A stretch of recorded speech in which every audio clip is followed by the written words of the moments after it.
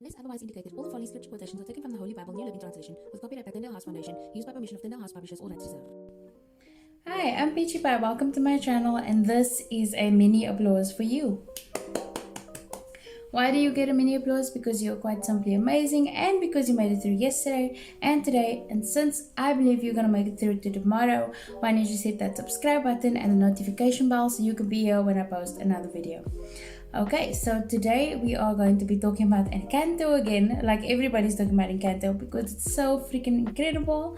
And I just want to pop a spoiler alert right here that if you haven't seen Encanto, please, I'm begging you, go and watch it. Everybody's talking about it because it's amazing, and because I think that everyone can see themselves in the whole family of Madrigals. I believe that Lin-Manuel Miranda actually said this on some sort of red carpet or something. He said that everybody will see themselves in one of the members of the family in Encanto, the Madrigals. So today we're talking about the Amazing Madrigal family, or as I like to think about it, the miserable Madrigal family.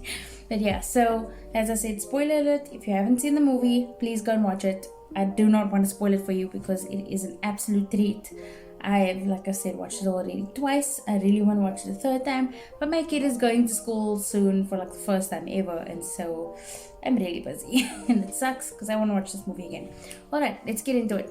Yeah, so y'all, not only do the Amazing Madrigals not talk about Bruno, they don't talk about anything. And they freaking don't seem to talk to each other at all. And this was a huge problem in this movie. I mean, there's actually so much to talk about, but we're going to start going through the family and how the lack of like talking and how their relationship kind of affects everyone. So let's start with Abuela. Okay, so Abuela actually doesn't talk to anyone about her problems or insecurities at all. She like holds up the sense of bravado, like I have to be strong for everybody, I have to hold up the family name and serve everybody, sort of like a superhero kind of complex. And you can tell why that's problematic, right? She also doesn't check if her children have problems. I mean, she should know what's going on with her kids, right? But yet she doesn't. And also she scapegoats like the weakest link in the family, which is usually the person without powers, or in Bruno's case, the person that does have powers, but it's not like a desirable power in her estimation. So I thought this was absolutely crazy. Another thing is that she's ready to believe a lie as long as it suits her purpose. And yo, this is like top level craziness. But unfortunately, we see this in our families today. So many families, we have elderly members of the family that actually just don't talk about things that's going on, and yet the younger generation would absolutely benefit from all the knowledge and wisdom that they have gained throughout the years. And also, there's so many cases in which elderly people just don't apologize for crap that they've done or for things that they are still doing. They just don't want to change their ways or behavior until it's too late. And that's really kind of what Encanto is about. It's about not changing your ways until it is too late. But because it's a Disney movie, everything gets magically fixed at the end, and we all have to leave the cinema and go back to our everyday lives in which our problems are not magically fixed. But yeah, so that's Abuela. And then from the perspective of the aunts and uncles, right, you have Julieta and Agustin, I think that's how you say it, and Felix and Peppa. And so far, they're like all aware of Bruno's vision, but you don't get the impression that they did anything to fix it. They kind of just leave it up to chance and like, Bruno has a vision, whoops, bye. That's all that happens. It's like, okay. And in the song, we don't talk about Bruno, we actually get the, like Felix actually says to Mirabel, the vision was about you. I would have thought that Mirabel's parents would look into that, wouldn't you think? But anyway, so yeah. Also in Felix actually says to Mirabel, like, the vision is for her and she better figure it out. So I'm like, so none of the parents are getting actively involved in figuring out the problem that affects one of the kids and potentially everybody. They just want to leave it up to this non-magical kid. This seems like a brilliant idea. But yeah, these are huge problems I found with the family, right?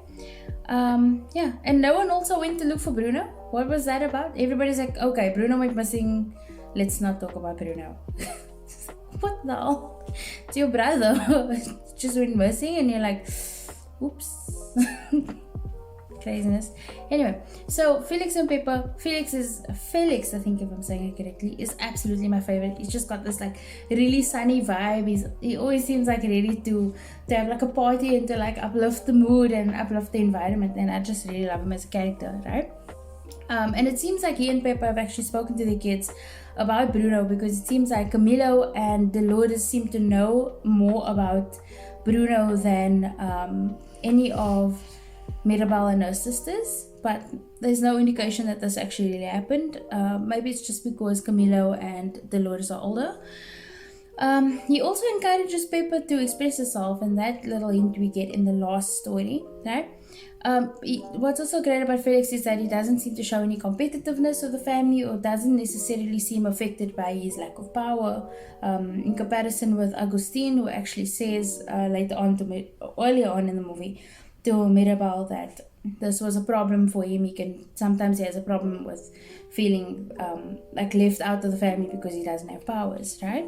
And despite how healthy Felix and Pepper's family dynamic is with their 3 children, and how loving it is, they actually don't share that with the rest of the family. They're sort of still subjected in this nice little hole of their family that they have, in which they're like a really loving, close unit with their children.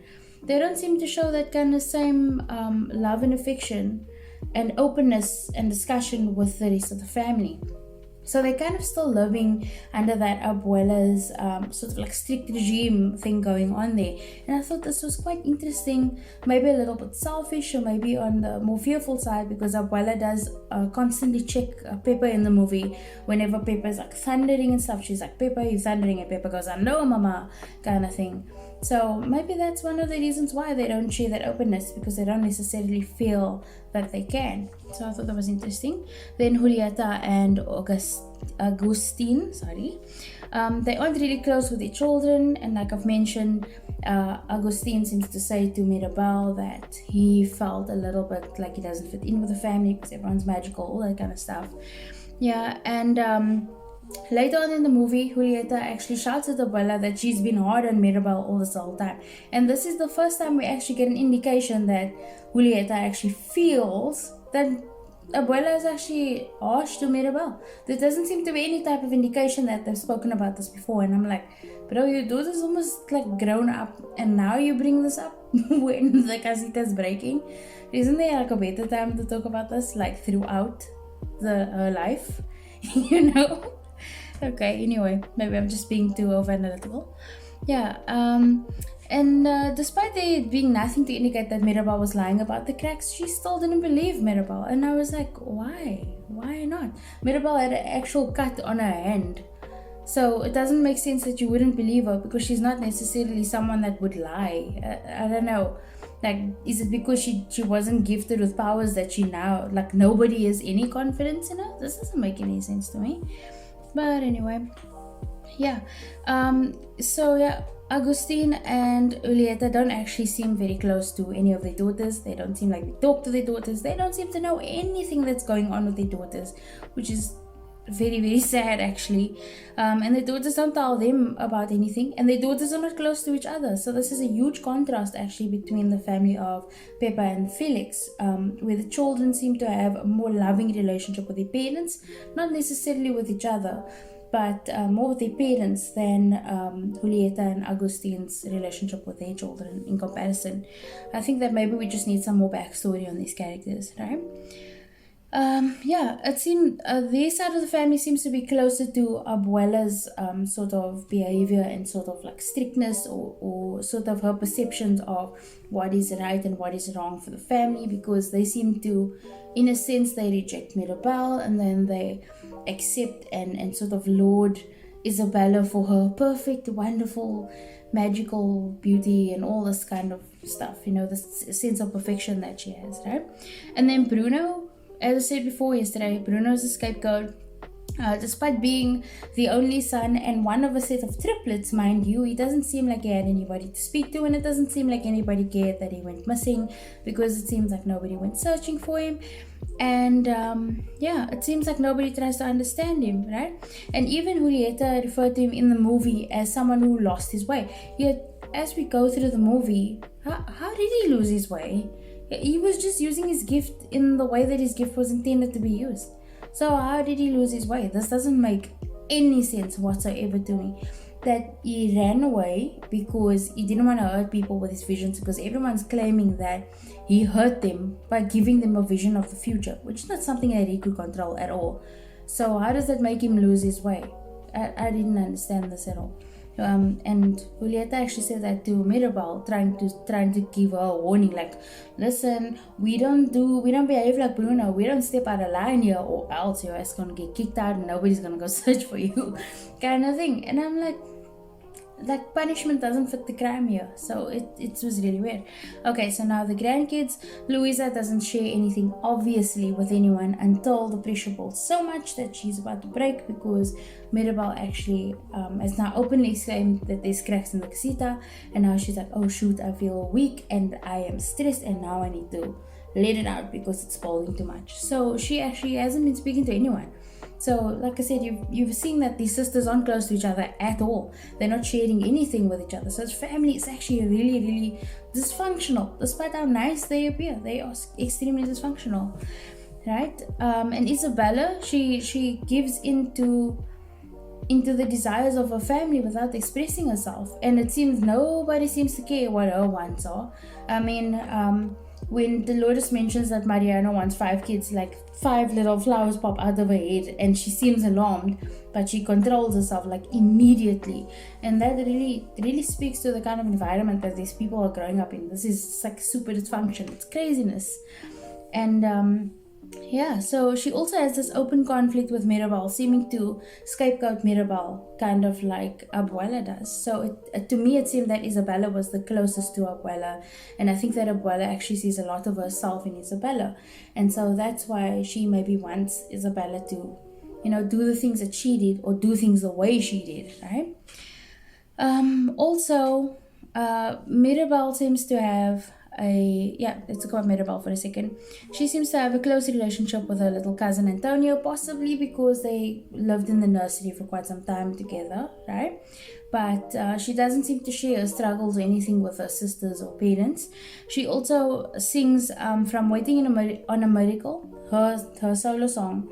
She sings I'm fine, I'm not fine, I'm not fine, that kind of line. So that seems to give me this indication that she puts up a brave front in front of her family, not expressing her true self with her family, and so they don't necessarily understand her struggle. And it might have been a lot better for the family as a whole if she said, I'm not fine, I'm really sad that I didn't get a power, and why was I not chosen? What do you guys think? And I think that kind of experience would have encouraged the whole family to have like a deep inner search to what makes us valuable to each other. How come Mirabal didn't get a gift? Could any of our gifts be taken away, or that kind of thing? Or what happened if any of us didn't get this gift? What makes us special? And I think that could have really prompted this conversation a lot sooner. But once again, we're seeing that this family is ultra dysfunctional in that they don't talk to each other despite being and seeming like nice people. And we see this so much in churches, especially where you've got the pastor's kids and the pastor's family, and it looks so well put together, everybody looks like a nice family, and then somewhere down the line, pastor is cheating on his wife is divorcing him, the kids are catching on all sorts of nonsense, drug addicts and everything, all crazy in this family, but yeah, they put on such a perfect front because it's so deceptive to try and be so perfect. And I think that's one of the points that's in this movie, right? And then another thing that I found was weird was that Mirabal actually had no idea about Bruno, despite the fact that he should be the same age as her mother, right? So how did she not know anything about him? She seems to not know anything. Yet Camilo and Dolores know about him. Dolores obviously because she has the gift of hearing, like super hearing. But even without that, like I said, it seems to me like Felix and Peppa may have actually spoken to the kids a little bit about why they don't talk about Bruno. Or at least Camilo might have been around in that case. And it seems to me that Camilo and Mirabel are similar ages. So it's kind of weird that Mirabel doesn't know anything about Bruno. And I just, that was quite strange. Right? So, what have we learned so far? Appearances are not what they seem, especially in this family. Mirabel's introduction of the family seems really happy and upbeat, right? From the song Welcome to the Family Madrigal. But in that song, actually, there's a couple of clues to things that are going seriously wrong in this family. Firstly, they say, first thing that she says is, let's be clear, Abuela runs the show. So like I've said before, I think I actually cut it out from the last video, but it seems a little bit like a threat to me, like Abuela runs the show, no one messes with her, she's the one that lays the law, kind of thing, even though it's like, let's be clear, Abuela runs the show, blah blah blah, kind of thing, and then also, we don't talk about Bruno. That's showing you this family is not discussing things. They're not talking about issues that seriously affect them, right? And then the last part of that song, Mirabel says, I never meant this to get autobiographical, meaning that she's separating herself from her family. She doesn't see herself on the same level as them. So this appearances, despite this happy song, this happy outlook, and how nice the whole family looks, the family is extremely dysfunctional, and that dysfunction is present from the beginning of the movie, right? And then number 2, communication, acceptance, and change is the only way to a healthy family, especially in this particular family dynamic, right? If you think about the last song, you see this drastic change in the lyrics, especially from the beginning of the movie to the end of the movie, right? The last song is sort of like a confession song where everybody's saying, oh, I'm sorry, everybody's sorry for all the crap that they did or the things that they said or didn't say, blah, blah, blah, blah, blah, that kind of thing. And it's sort of like a manifesto of how are we going to move forward, right? And I like the lines in Welcome to the Family Madrigal. Mirabel sings, this is my family, a perfect constellation, so many stars and everybody gets to shine, right? Versus the lines from the last song, which is All of You, in which she says, but the stars don't shine, they burn, and the constellations shift. I think it's time you learn you're more than just your gift. So we're seeing that this change and acceptance and communication that's happening now is resulting in a healthier family dynamic, right? Okay, so all of this leads us to our scripture of the day, which is Jeremiah 2 verse 14 to 17, which says, why has Israel become a slave? Why has he been carried away as plunder? Strong lions have roared against him, and the land has been destroyed. The towns are now in ruins, and no one lives in them anymore. Egyptians marching from the cities of Memphis and Tahpanhes, I think that's how you say that, have destroyed Israel's glory and power, and you have brought this upon yourselves by rebelling against the Lord your God, even though he was leading you on the way. Interesting that the scripture of the day is kind of about like breaking apart, so kind of like Casita being destroyed. Biblical illusion there. Anyway, thank you so much for joining me. All the links will be in the description. If you like this video, please consider giving it a double thumbs up. Actually, don't press the like button twice because that like removes the like button. Anyway, thanks so much for being here, and I appreciate you so much, and I would love it if you could have a lovely day further because you absolutely deserve it. Cheerio.